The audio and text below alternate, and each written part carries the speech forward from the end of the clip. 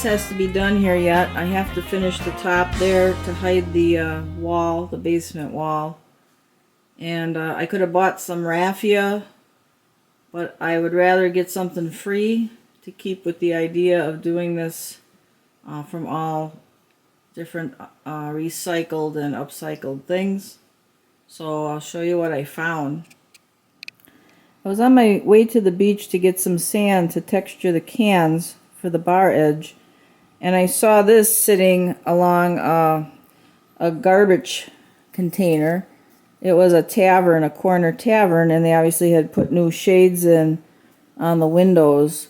So these blinds or shades, they're made of real rattan or possibly split bamboo, I'm not sure. And they had a faint smell of cigarettes, of course, because they came out of a bar.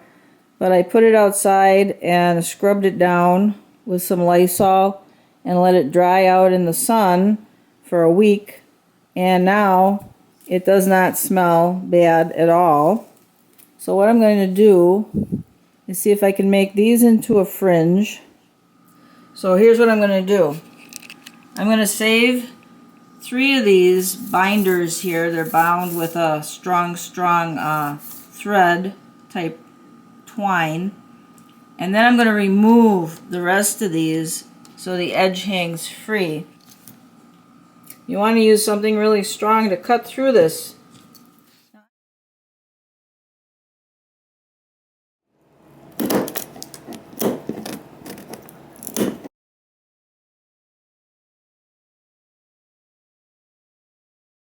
I got a 4-foot section cut out over here. I got a partner here in this craft area, checking everything out to make sure I'm doing everything correctly. Or maybe not.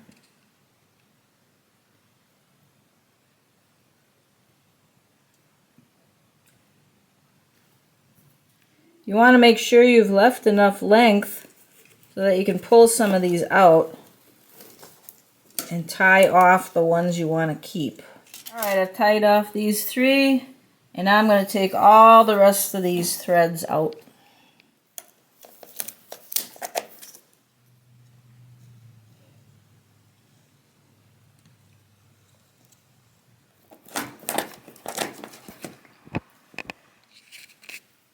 After removing all the thread, we have a nice fringe.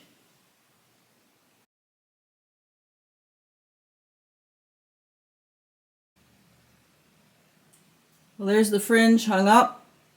It hides the basement wall, and it hides all those wires that were hanging in the middle.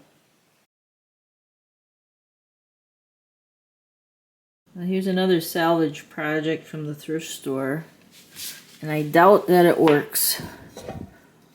It's got a battery operated light in there. I'm going to take this off and see what it looks like inside.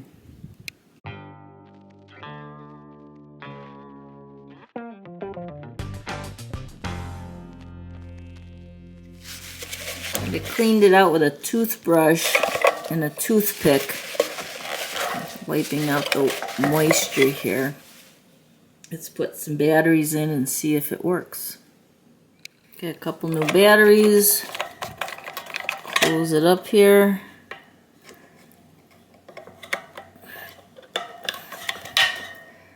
And turn it. Oh, it is on now, but oh, it is working. Well, I'll be darned, it's got a little glow like that. How about that? And there's my little light.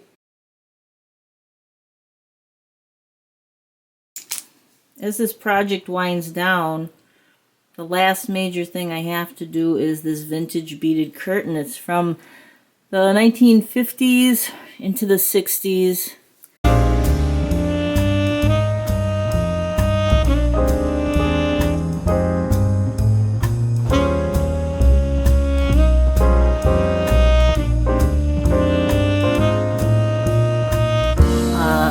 Some of it's been kind of broken off here. It either was restrung. You can see how it hangs. It doesn't really even hang. It's just completely rigid here. Either someone restrung it at some point, or this is the original kind of plasticky thread that they used, the twine, and it shrunk maybe over time because the whole thing does not hang loosely like it should. We just had this laying around, and I'm going to string some of these on and show you how it should look. I've already taken the curtains apart, and some of these were split because they had been, the pressure on them was too much and it split them.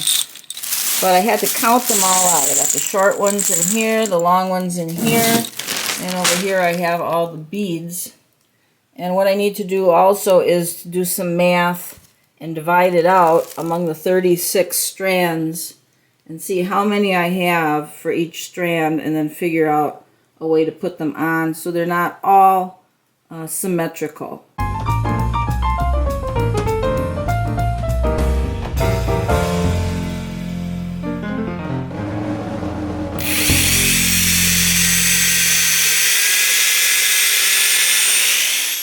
Well, sometimes you do something and then you don't like the way it looks. I just knotted these on here, but I don't like the way it looks with these all sticking up, even though they're going to be way up near the top and you probably won't notice them much. But I'm going to pull these all out of here, and I'm going to make a little larger hole so I can kind of countersink these into the hole and you won't see the knots.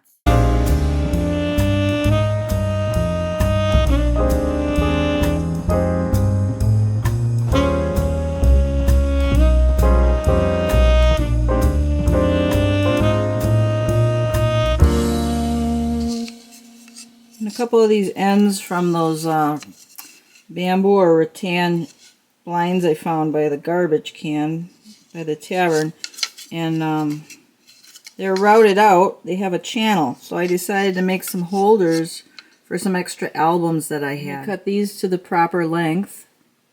I just used some pieces of scrap wood and cut out some slats like this. Glued them together and made a little holder here. You can slide the album out,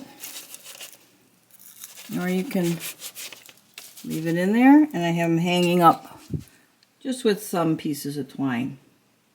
I have enough to make one more. And here's a little wood tiki guy I found that used to belong to Jerry and Joy. We'll never know their story.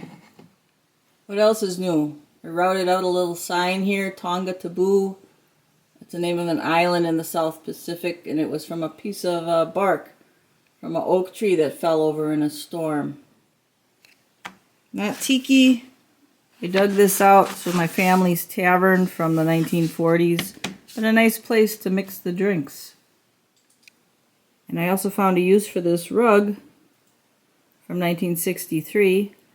It was original to this house, but it couldn't be used after my family put tile in the front hall. It was too high up and the door wouldn't open anymore. So it sat in the linen closet for all those years, and now it's here. It adds a nice warmth to the bar. But I can't leave it sitting on the basement floor. I have to roll it up because of the dampness that can come up from any basement floor. So it's just going to be down if we're down here.